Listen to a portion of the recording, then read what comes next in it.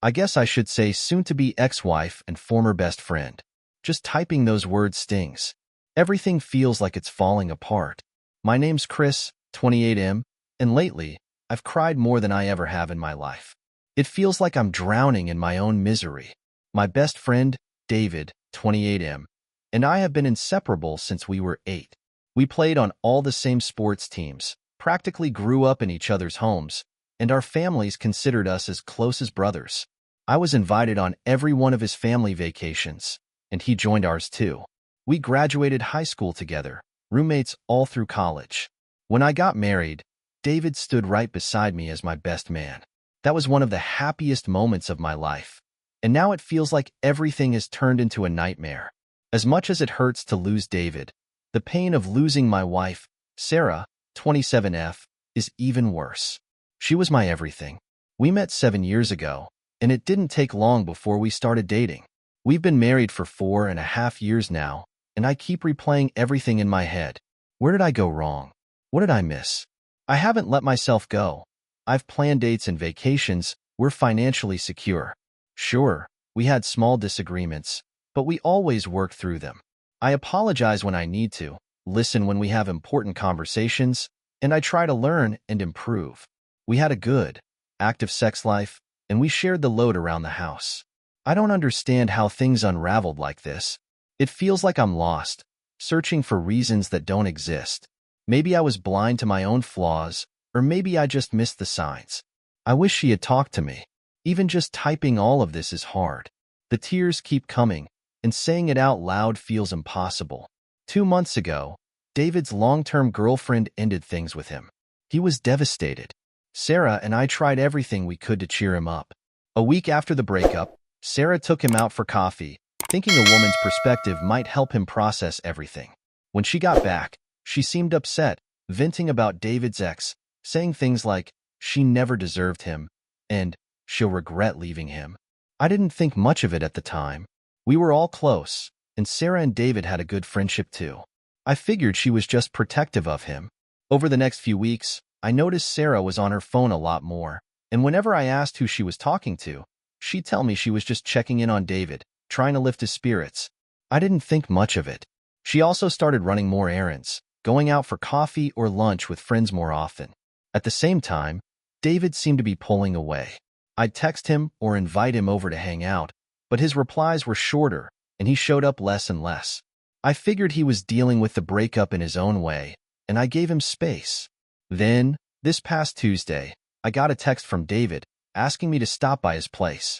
I thought maybe he was finally feeling better and wanted to hang out. I was actually excited, thinking we'd have a good time, just like old times. When I got there, I tried cracking some inside jokes, but David barely smiled. I could see tears welling up in his eyes as he motioned for me to follow him into the living room. That's when I saw Sarah, my wife, sitting on the couch. As soon as she saw me, she broke down in tears. I rushed over, thinking something terrible had happened. Maybe someone had died or there was some tragic news. But before I could reach her, David stopped me. "Chris, wait," he said. At the same time, Sarah put her hand up, signaling for me to stop. David let a tear roll down his face before saying, "I'm so sorry, Chris. I don't know how to say this, but Sarah and we've fallen in love." I felt the blood drain from my face. My heart physically hurt. I couldn't believe what I was hearing.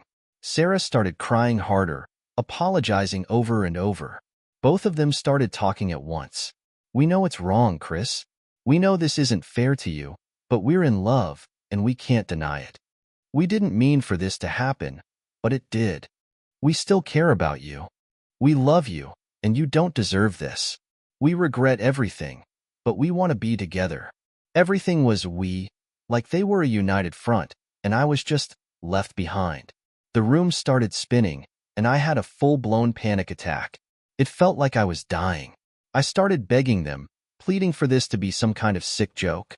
"Please," I said, "I don't care if this is a prank. Just tell me it's not real. I'll laugh it off, I swear. Just please don't let this be real." I was hysterical, crying so hard I could barely breathe. Sarah tried to comfort me, and I let her, even though it made everything hurt worse. When I finally calmed down, They repeated everything. It was real. They were in love, and they wanted to be together. I demanded answers. How did this happen? When did it start? Why? They told me that after David's breakup, something clicked between them during that coffee meeting. What started as a spark quickly turned into something they couldn't control. They said they tried to fight it, but last Sunday, when Sarah said she was meeting a friend to go shopping, she'd actually gone to David's place, and that's when they made love for the first time. They said there was no turning back after that. I couldn't take it anymore. I ran out, got in my truck, and drove straight home. Sarah followed me, showing up about 10 minutes later. When she came in, I asked her, "Why did you follow me?" She looked heartbroken and said, "Because I love you, and I don't want you to do anything you can't take back." I broke down again, begging her not to leave me. I begged her to come back to me. She cried and kept apologizing, saying things like, "You've done nothing wrong, Chris. You've been an amazing husband. This is my fault. I failed you, and I've fallen for David. We're in love, and I can't change that. It's not you. It was never you. You deserve someone who can love you the way you deserve. I'm so sorry I couldn't give you that." Once I'd cried myself out, she packed 2 large suitcases with her things and left. She moved in with David that day. It's been 2 months since my last post, and I just want to thank everyone who offered kind words and support. I'm still struggling to cope. My family is trying their best to be there for me, but it's a hard road. Sarah still reaches out from time to time to check on me.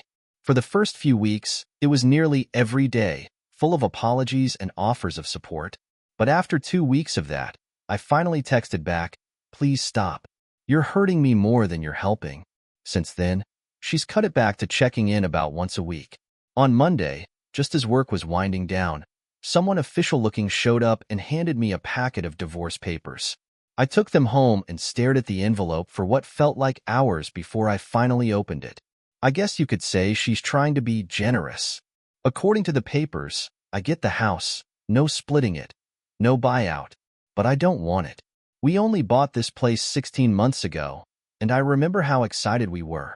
3 bedrooms, because we had planned to start a family when I turned 30, at least 2 kids. The work we put into this house. The walls are painted in the colors she picked out. The his and hers sinks we installed together in the bathroom. I can't keep living here with all these memories. It's suffocating. Every corner of this place reminds me of the cookouts and game nights with David. In my darkest moments, I just want to burn the place down, with me inside.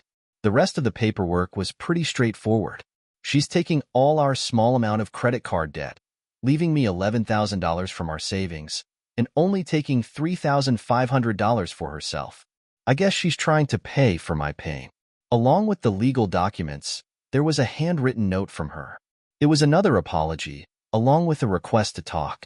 She also warned me that she and her brother, Kevin, would be by on Tuesday to pick up the rest of her things. When I got home from work that day, they were already there, waiting on the porch. 2 trucks were parked out front. Sarah and Kevin were sitting on the porch, and across the street, I could see David in his truck, parked and watching. As I walked up, I could see Sarah was trying to hold back tears, although I'm sure I looked just as wrecked. She tried to hug me, but I raised my hand to stop her. I glanced at David and asked, "What's he doing here?" Sarah looked down and said, "He didn't feel right coming inside. Said he has no place being in your home. We just needed him to help drive the truck." I shook my head and opened the door for them. At one point, Kevin pulled me aside and apologized. He said he's always considered me a brother and that this is a bad deal. He didn't really want to be there, but explained that Sarah's his sister and they've always been close. I knew he was there to make sure things didn't get ugly. When they finished packing up her personal things and the few pieces of furniture that were hers from before our marriage, Kevin said, "I'll be right outside." For most of their visit, I had been sitting out on the backyard slab, just staring at the spot where David and I had planned to build a deck this summer. When I noticed they were wrapping things up, I went back inside. As Kevin stepped out the door, I braced myself. I knew Sarah had one more blow to deliver, and I was right. She told me she thinks she's 6 weeks pregnant. She didn't want me to find out from someone else or in a sensitive moment, so she felt she needed to tell me herself. I asked, was that an accident, or was the waiting until 30 rule only meant for me? She looked heartbroken, her lip quivering, and replied, "We want a family now. I went off birth control the same day I moved in with him. I'm so sorry for how all of this happened." I sat down on the couch, feeling completely numb. She took a step toward me but then stopped. She turned and headed for the door. The weight of everything was too much, and I couldn't hold it in anymore. Was I just a placeholder? Was David the one you always wanted? Did you marry me just to stay close to him? I don't get it. You've known each other for years. I never suspected a thing. The most he ever said that would make me think anything was that I was lucky to have you. I just don't understand. I was crying again. Sarah rushed back over, placing her hand on my back.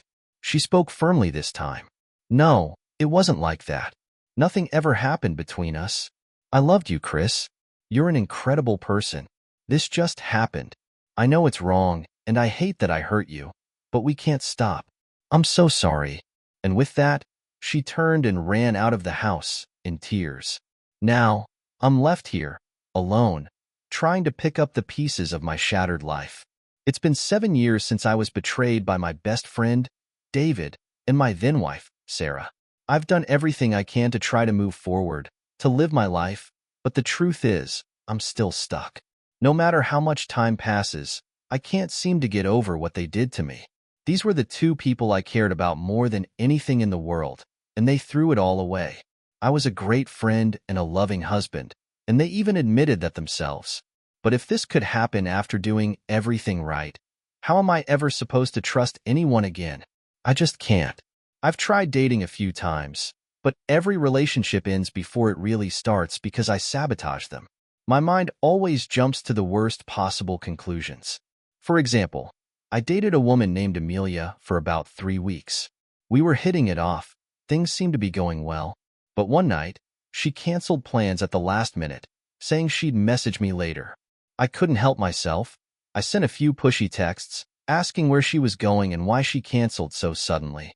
She didn't respond that night, and I spiraled into a panic attack. The next day, she asked me out to lunch and told me I was coming on too strong and acting controlling. She explained she had a family situation that wasn't really my business after only 3 weeks of dating. I broke down and told her about my past, about the trust issues I have. I apologized, but she ended things. Said she wasn't in a place for that kind of relationship, especially with her own baggage from past exes. This is how it always ends for me. I don't really have friends anymore. When everything went down, most of our mutual friends chose my side and cut off David and Sarah, but I was too broken to really lean on them. I appreciated the calls and occasional visits, but I wasn't the same person. Eventually, I drifted away from all of them, and some of them even went back to being friends with them. Work is the only thing I've been able to throw myself into. I've done well at my job, mostly because there's nothing else to distract me. I've gotten into great shape too, but that's just another way to avoid the pain. Therapy hasn't helped, even though I've seen 3 different therapists. I still visit my family when I can, but there's only so much they can do. And that brings me to the point of this update. I ran into David and Sarah recently. It was around the holidays, and I had gone to the mall, a place I usually avoid, but Christmas shopping dragged me there. I had just walked out of a store and turned right, and there they were. They had 2 kids with them, 2 sons. One looked around 5 years old, and the other was in a stroller, probably about 2. Our eyes met, and I just froze. Sarah quietly said, "Chris," but I turned and walked the other way as fast as I could. As I was trying to get away, I heard footsteps rushing toward me and David yelling, "Chris, wait, please." For some reason, I stopped. I don't know why, but I did. Sarah and the kids were still back where I'd left them, standing in front of the store. I could see concern on her face. David came up to me, and his voice was shaky. "I know it doesn't mean much, but I can't tell you how sorry I still am. We both think about you. We still hurt because of what we did to you. I know you can't forgive us, and we don't deserve it. But let me start over. I ran into your brother about 6 months ago, and I asked him how you were. He had some choice words for me." David let out a nervous laugh, trying to ease the tension. "Your brother, man, he was always a hothead." He looked at me, hoping I'd respond, but I stayed silent. "He told me that we destroyed you, that you haven't moved on, that you're struggling to meet people and date." He really laid into me, told me what a piece of shit I was. I hate seeing you like this. I'm sorry. Please, Chris, get help. You deserve so much more. Don't let what happened consume your whole life. Please. He was choking up by the end of it. I had been staring at the ground the whole time, but I finally looked up and met his eyes. Are you happy? I asked. David seemed stunned. Yes, we are happy, but we still hurt because of what happened. I looked at him and said, You hurt? Do you remember how I was really into Reddit? He smiled weakly. Yeah, I remember. You were always sending us those crazy stories and funny posts. I continued, Well, after you and Sarah left me, I found myself in these online support groups, betrayal forums mostly. I read something there that stuck with me. It's the perfect analogy for what happened to me. David's smile faded. Imagine you're riding in the backseat of a car. The two people you trust most in the world are in the front seat. Everything seems fine. But then, out of nowhere, they start speeding up, swerving all over the road. One of them slams the gas pedal to the floor, while the other yanks the wheel hard to the right. The car smashes into a tree at full speed.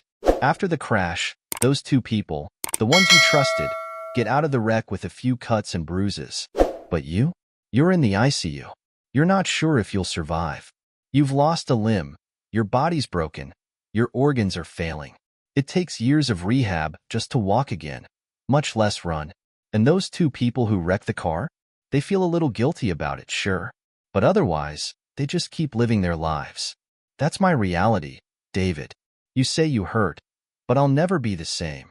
No amount of therapy, no amount of time will ever fix what you both did to me. So the next time you feel bad about what happened, just remember, it's not just what happened. It's what you did to me.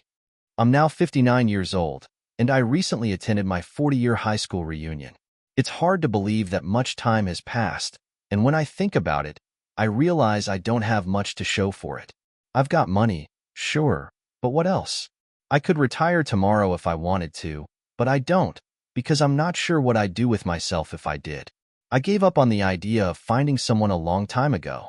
After my last post, linked above, I wallowed in my misery for another 2 years. My family kept pushing me to get back out there, so eventually, I did. I was fit, and with the money I had, meeting women wasn't a problem. The real issue was me. I didn't feel anything for any of them. We'd date for a while, but I never really committed. I stopped freaking out like I used to, but I always kept myself emotionally distant. Sex was fine, but I refused to let myself get attached. They'd sense it, they always did, and things would fall apart from there. When I turned 40, my family stepped in again. It felt like everyone I knew, though that wasn't many people at that point, wanted to set me up with the future Mrs. Stan, my last name. So I tried again. I met a woman named Trish, and she was nice, driven, smart. I made an effort, really tried to act like I thought I should. But she wasn't stupid. She could tell my heart wasn't in it. We ended up having a huge argument about a year in, and that was it. That was my last relationship, 16 years ago. 2 years ago, I lost my little brother. I still miss him every day. My parents have been gone for a while now, too. Losing them and my brother was part of what pushed me to attend the reunion. After all this time, I just needed to be around people, even if it was only for a night. I almost didn't go, though. The thought of running into David and Sarah was still too much to bear, but in the end, I forced myself to get over it. For the most part, the reunion was pretty uneventful. I made small talk with a few people I vaguely remembered from high school, but mostly, I spent the night sitting alone at a table, nursing a drink and watching everyone else catch up. Toward the end of the night, an old acquaintance, Dukes, came over and sat next to me. We weren't exactly close friends back in school, but he was the kind of guy who could talk to anyone.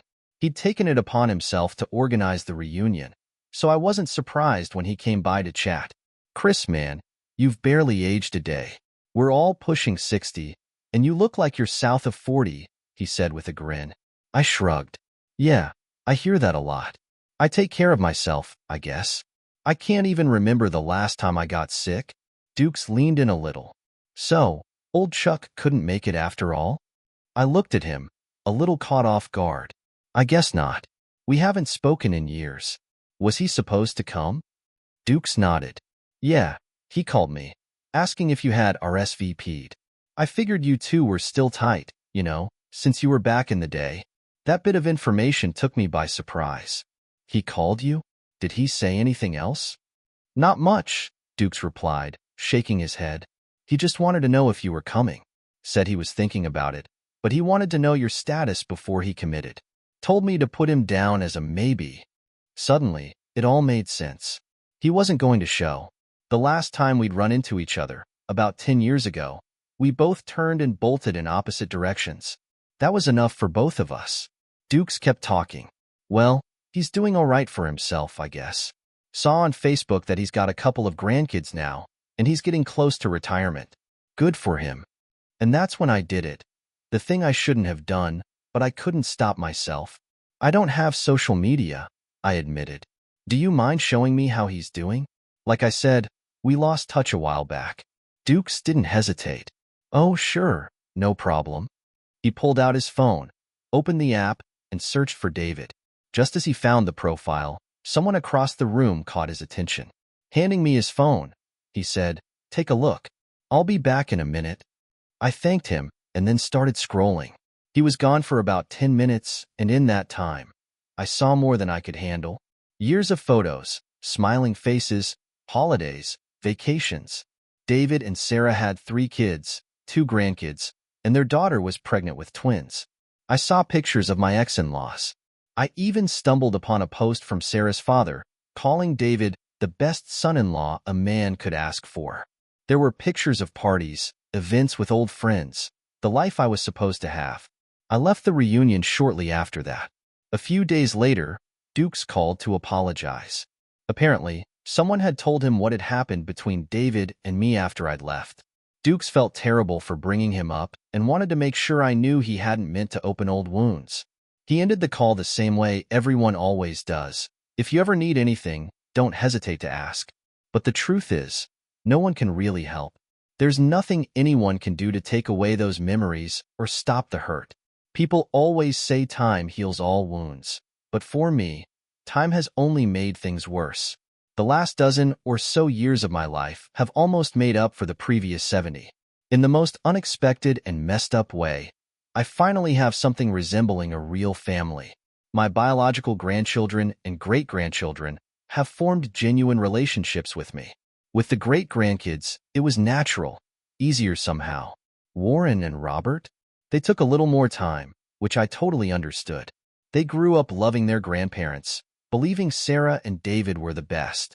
When I first came into the picture, it stirred up a bit of concern and tension within the family. Some folks worried that David might not have been the biological father of any of the kids. To clear things up, they went through DNA tests, and it turns out David was their father. At the very least, all 3 siblings, Scott, Henry, and Jeannie, are full siblings. But since David has been in the ground for over 25 years, there wasn't any direct DNA from him. Their concerns finally got put to rest when they discovered something unexpected. One of them finally went through an old junk drawer at their family home, which now belongs to Jeannie's son Alex, and found a post-it note with the login info for Sarah's Google Drive. In that drive, they found a memoir written by Sarah, covering her life up until she was around 61 years old. And wouldn't you know it, in that memoir, she confessed to lying about the pregnancy. She told everyone she was 6 weeks pregnant instead of the real 10 weeks. When Scott was born early at 34 weeks, she just claimed he came early. David never had a clue, and Sarah took that secret with her to the grave. The rest of her memoir? Well, it was mostly pretty dull, to be honest. It confirmed that David was the father of Henry and Jeannie, and there wasn't any mention of further infidelity or serious issues between them. I found that part disappointing, though, to be fair, I didn't get to read it myself. I was hearing all of this secondhand from Rachel and Liz. Maybe there was more scandal in it than they told me, but I doubt it. Those 2 girls, Rachel and Liz, have really taken to me. We don't get to see each other as often as I'd like, but I cherish every single moment when we do.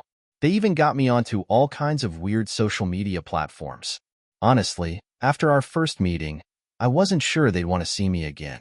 They said they would, but teenagers, They surprised me, though, and kept coming back. It was that second meeting with them that finally got me up and living my life again. I went to my doctor after that. We had a long talk, and he ran every test imaginable. He confirmed what I had suspected all along. I was in better shape than anyone my age should be. He said it was a mystery to him. My vision, hearing, and cognition were all perfect. My joints, even after a lifetime of hard workouts, were in the condition of someone in their 30s. He even joked, "It's like you just don't age, at least not like the rest of us." I used to think this was a curse. I still remember my 95th birthday, when I cursed the heavens, wondering why they left me here alone. I'm not even a religious man, but I pleaded, asking why I was being forced to endure this life, wishing they'd take my mind if they were going to keep me here. What was the point in all of this if I had no one to share it with? But after my doctor gave me the green light, I decided to go for it. I wanted to break records. All of them. The girls helped me manage my social media accounts, and wouldn't you know it, I've become a bit famous. I've got over 2 million followers across 3 platforms. So far, I've claimed a few pretty wild records for the oldest man to bungee jump, skydive, fight in a sanctioned MMA bout. I lost, but hey, I did it. Run the Boston Marathon. Visit all 7 continents in the same year. I even got an offer to star in an adult film as the oldest person ever to do so. I turned it down, of course. Nobody needs to see that. Ironically, that offer is what gained me about half of my followers. I still have a few items left on my bucket list, and I figure a few more world records are in order. But best of all, I finally understand what it means to live. Hi Reddit, this is Rachel. I knew my Gramps had posted this about a week ago. Unfortunately, he passed away recently in a cave diving accident. He'll be happy to know he still gets the record for being the oldest cave diver. I'm heartbroken. After only 12 years of knowing him, it feels far too soon. But I'm grateful he went out the way he always wanted. He always said he didn't want to die alone in a bed, and he didn't. The years after my world records were some of the most fulfilling ones of my life, despite the shadow of regret that followed me for so long. My time with Rachel, Liz, and Warren gave me a sense of purpose I never thought I'd feel again. I went from a man trapped in his own pain to someone who finally found a way to move forward. I had spent so many decades convincing myself that happiness was beyond my reach, but somehow, the universe had thrown me a lifeline in the form of these wonderful young people. It wasn't easy at first, though. Warren, especially, struggled with what he learned about his grandparents. For him, they were still the loving figures who raised him, who taught him everything he knew about life.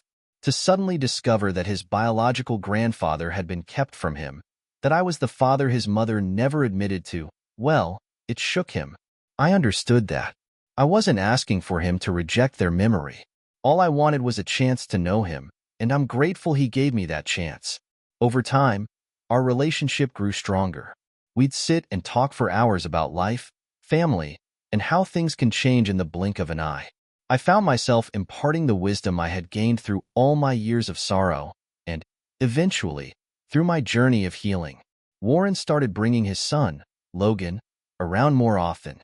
Logan was my great-grandson, and seeing him run around my apartment, full of energy and curiosity, made me feel a sense of peace I hadn't known in decades. I started to appreciate the small things, things I had taken for granted before. A sunny day, a good cup of coffee, the sound of children laughing. When I was younger, especially in my 40s and 50s, I was so consumed with bitterness that I let the beauty of life slip by unnoticed. I wasted so much time feeling sorry for myself. Now, I saw every day as a gift, even the quiet ones, even the lonely ones. Liz and Rachel stayed true to their word and visited me often, even after they started college. Liz went on to become a nurse, and Rachel pursued a degree in engineering. Both of them were such bright, driven women, and I couldn't have been prouder. It made me wonder what kind of relationship I would have had with their father, Scott, if things had been different. Maybe I would have been the kind of dad who was there for every milestone, who taught him how to fix a car or throw a baseball. I can't change the past, but I'm grateful that, in the end, I was able to be part of his children's lives. The thing about time is that it's relentless. As much as I felt like I had been given a second chance, I knew my time was running out. The years passed more quickly than I expected. By the time I hit 105, My once unshakable health had started to decline. Nothing dramatic, but I could feel it in my bones, in the way my body moved. I was still doing things no one my age should be able to do, but I was slowing down. It was inevitable, really. Rachel and Liz kept close tabs on me, always checking in to make sure I was eating well, staying active, and not getting too stubborn. They laughed when I told them about my latest skydiving plans, saying, "Gramps, one of these days you're going to break every bone in your body." But they never stopped supporting me. They knew I wasn't going to sit around in some retirement home waiting to die. I had too much life left in me for that. Warren brought Logan by as much as he could, and those visits became the highlight of my week. Watching Logan grow up made me think about the legacy I'd leave behind. I had spent so many years in the shadows of my own regrets that I didn't believe I had a legacy to offer. But now, with these kids, with this family, I felt like I was leaving something good behind. Maybe it wasn't too late after all. In my final year, I found myself thinking a lot about forgiveness. I had never fully forgiven Sarah and David for what they did to me, and honestly, I'm not sure I ever could. They took away decades of happiness, and the wounds they left shaped my entire life. But as I grew older, I started to realize that holding on to that bitterness had only hurt me more. They were gone now, and in the end, the only person still carrying the burden of their betrayal was me. It didn't change what happened, but it made me see that I needed to let go, if only for myself. That's why, in my last few months, I made peace with the past. Not for Sarah, not for David, but for me. I wanted to spend whatever time I had left without the weight of all those years pressing down on me. I wanted to enjoy my family and feel the joy of being part of something again. It wasn't perfect, but it was enough. And now, as I write this, I know my time is coming to an end. I've lived more than I ever thought possible. I've climbed mountains, run marathons, and traveled the world. But most importantly, I've found a family in the unlikeliest of places. That's something I never thought would happen. To anyone reading this, let me offer you one final piece of advice. Don't let anger and bitterness steal your life away. Don't waste your years like I did, caught up in what could have been. Live your life, love fiercely, and hold on to the people who matter. Because in the end, that's all we really have.